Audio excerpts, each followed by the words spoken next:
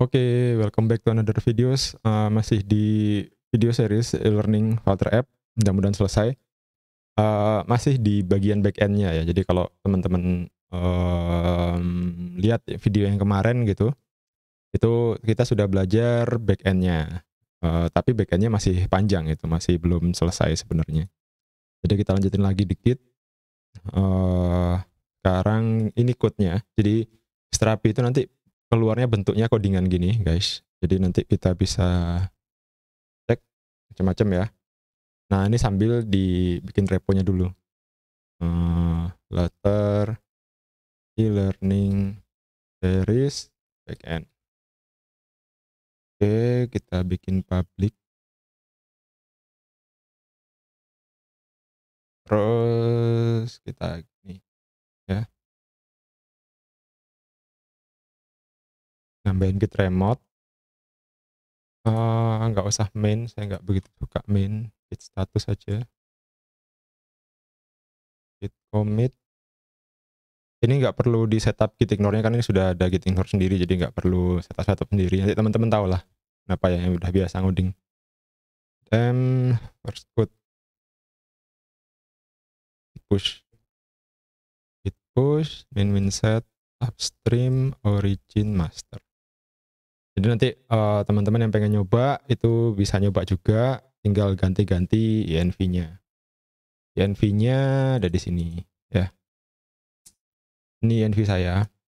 Ini env sampel, nanti bisa diganti sendiri. Yang atas kayaknya ditambahin sendiri sama si Strapi nanti kalau diinstal. Possibly ya, mudah-mudahan.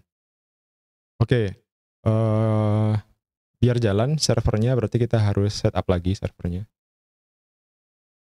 Ini sudah ada, reponya sudah masuk ya. Nanti semuanya yang ngikutin series ini bisa langsung cek di GitHub saya. Nih URL-nya. Nanti juga dimasukin di deskripsi video. Oke, kita lanjut. Ini postman-nya ini harus jalanin dulu. Yarn develop. Bisa lewat VS Code gini, bisa lewat terminal dedicated. Nih udah, ini jalan. Loh. Kok dia creating admin lagi ya? Loh. Kok hilang kan?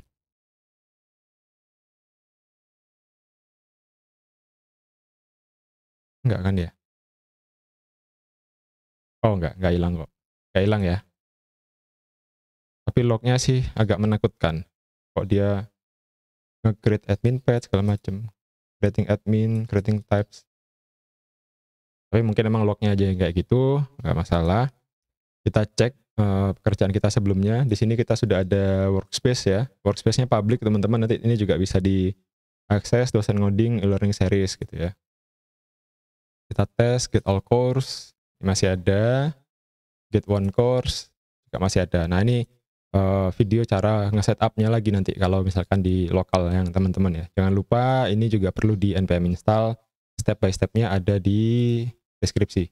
Nih. Nah, gitu. Sekarang kita terakhir di sini ya. Jadi di Strapi itu ada role and permission untuk administration panel, ada yang role and permission untuk API. Ya. Sorry. API. Nah, ini beda gitu ya. Jadi ada dua hal yang berbeda. Jadi yang ini itu adalah administration panelnya. Jadi tempat kita CMS-nya, nyeting data, ngisi data segala macam di sini. Terus nanti ada lagi di setting ini yang namanya nih user and permission plugin ini. Ada roles yang authenticated, ada public gitu ya. Ada providers, ada email templates, ada advanced setting. Nah ini saya belum nyoba semua, tapi ya kita coba aja. Bisa add new roles, kasih nama. Sekarang kita perlu nambahin user baru. Jadi si API ini tuh kan open gitu ya, public nih. Semua orang bisa lihat, semua orang bisa buat asalkan tahu endpoint-nya. Nah ini nggak safe, agak bahaya nih. Ini harus kita kasih authentication. either nanti ini misalkan get sama get one-nya itu di open gitu ya, terus yang post, edit sama delete-nya itu enggak gitu ya. Nah ini harus login dulu, itu juga bisa kayak gitu, dibuat model kayak gitu. Caranya gimana? Nah mari kita lihat. Nah, saya juga baru belajar. Content manager, ada user. Nah di sini kan sebentar, ini kayaknya kemarin kita sudah bikin user namanya admin, passwordnya 1 sampai 8 kalau nggak salah ya. Sekarang kita coba cari lagi manualnya, Serapi.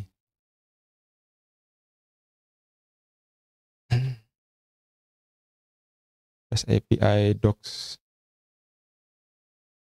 Ada nggak ya? Endpoints. Oke, ini out-nya mana ya? Endpoint out-nya yang kita butuh itu.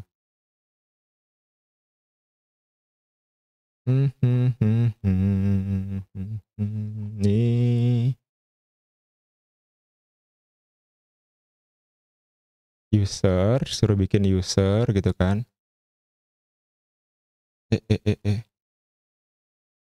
Endpoint loginnya di mana gitu yang saya nggak paham. Sampai Next.js ya.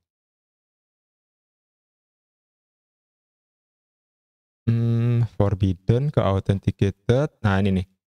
Dia create new user, bla bla bla. Role-nya authenticated. Ya. Terus role authenticated di setup.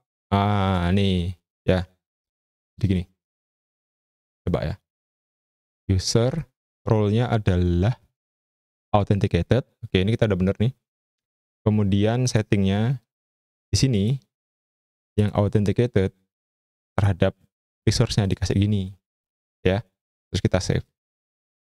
Terus yang roles untuk yang public, yang course ini itu create, update, delete-nya kita matikan. Terus kita save. Nah, kalau ini dilakukan seperti itu, get-nya masih bisa. Ya kan? Get one course masih bisa. Create one course nggak bisa. Nih, forbidden. Ya, 403. Berarti forbidden, nggak boleh.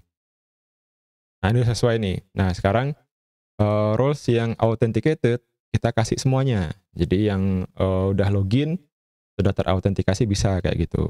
Nah, cuma ini harus ada loginnya nih. Authenticated request endpoint-nya kemana? Oh ini ya, API/out/local. Benerkah? Payload-nya adalah gimana ya? Lebih enak baca dokumentasinya sebenarnya. Rapi out endpoint. Ada enggak? Ada enggak? Authentication method password based, passwordless, sosial. Oke. Authorization. Ada authentication, ada authorization ya, macam-macam. Ini ya, out local, identifier, terus password.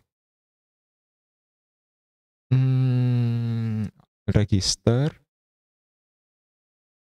Oke, token bearer. Ya, yes. Oke, gini teman-teman. Mana ya? Jadi untuk login itu ada endpoint-nya. Nih endpoint-nya di sama dia tuh dikasih /out/local gitu ya. Ya udah, kita ikutin aja. Ini kita bikin out terus out ini minta request dia requestnya post ya, lihat di sini Axios post gitu kan. Terus ke base URL ini sudah ada, belum ada slash-nya, kita kasih /out/local ya. Kita simpan dulu. Terus bodinya raw JSON, mintanya adalah identifier. Oke.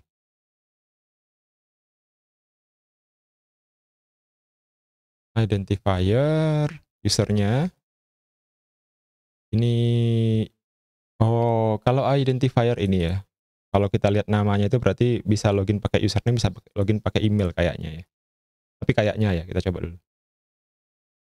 Content admin@gmail.com.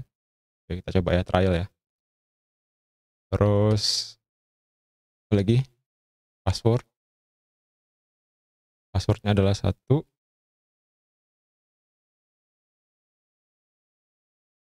Ini. Sorry. Ini ya, dunia perjesonan.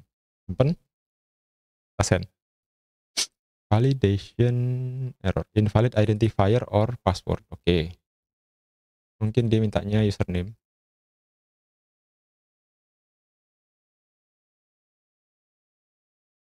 Invalid. Oh, berarti passwordnya salah. Kita ganti aja ya. Ganti 1 2 3 4 5 6 7 8. Save. Update. Send. Nah, nih. Benar ya? Hehe, bisa ya login ya? Gampang kali kan bikin login. Nggak mikir. Udah jadi. admin@gmail.com coba. Terus, oh sama ya. Berarti kan bener ya tadi ya. Identifier itu sesuatu yang either username atau password. Menarik. Ya, gampang banget kan? Jadi teman-teman sudah bisa bikin loginnya gini. Oke, kita simpan dulu tes. Nah ya. Oke, udah masuk. Kita udah bisa login. Login itu bisanya kalau pakai API itu nanti keluar nih JWT-nya ini keluar gitu ya. Itu udah bisa kita pakai buat per loginan. Jadi more details kenapa kok loginnya begini, kenapa kok ini, kenapa kok JSON gini ada tokennya. Nah, itu sudah saya jelaskan dengan panjang lebar ya kayak biasa di course yang ada di Udemy Laravel REST API. Walaupun topiknya Laravel tapi di situ banyak banget tak jelaskan mengenai basic kenapa kok ada begini, kenapa kok ada begitu di REST API. Best practice-nya, responsnya kayak gimana. Apa yang harus dilakukan biar responsnya benar gitu tuh banyak di situ. Bisa teman-teman pakai. Ya, silahkan ya. Sekalian support dosen ngodingnya gitu. Ini kita simpan dulu namanya login. Yes. Kita udah bisa login, terus gitu ya. Nah, kalau get karena dia open itu bisa. Kalau kita post sekarang posisi gini itu nggak bisa, ya kan? Nggak bisa post. Nah, ini harus ditambahin ini. Terus, nah, bearer tokennya ini ditambahin. Create one course, tapi authorization-nya kalau nggak salah ini ya. Bearer tokennya kita ambil, kita buang, kita simpan ini. Kita send. Tuh, masuk kan? Ya, magic ya. Ini udah jalan. Send lagi 5, send lagi 6 gitu ya. Masuk nggak di CMS-nya? Masuk dong. Tuh kan, masuk. Langsung publish. Jadi untuk melindungi endpoint-nya caranya kayak gitu. Nah, dikasih token. Gimana biar tokennya ini bisa enak? Nah, ini bisa di set as variable. Set as variable. Akan kita kasih nama token. Lokal. Set variable. Environment lokal Y. Token. Di tokennya belum ada ya. Kalian dikasih di token. Token. Ya, ini kita pura-pura aja ya nanti. Kalau misalkan ini tak buat biar nanti kalau di environment yang di server dia juga sama. Ya, series ini mudah-mudahan sampai ke nge-release ke server. Kalau saya lagi rajin. Nah, ya. Jadi ada endpoint yang kita sembunyikan, yang kita hide pakai token. Oke, mungkin itu dulu. Ini sudah hampir 14 menit, 15 menit ya belajar bikin gini. Kemudian teman-teman bisa mencerna dulu apa yang perlu dilakukan step by step-nya. Jadi login itu bisa, kalau dia nggak login ya, nah ini coba kita cek ya. Kalau dia nggak login atau tokennya ini kita salahkan. Misalkan tokennya ini kita kurangin 1 huruf gitu ya. Juga kurangin 1 huruf, misalkan ya. Ini kita pakai nih token ini, kita send. Itu unauthorized. Nah, nggak bisa login. Nggak bisa lakukan itu. Nah, errornya juga 401. Sesuai ya. Oke, itu dulu. Maybe next video saya bakal bikin sedikit script dikit untuk automatic update ininya sesuai. Jadi misalkan gini ya, teman-teman login terus kan nanti dapat token ini nanti secara otomatis sama Postman dijadiin variabel ditaruh sini. Jadi setiap nanti mau login nggak perlu lagi ganti-ganti token API-nya itu secara manual, tapi ini secara otomatis.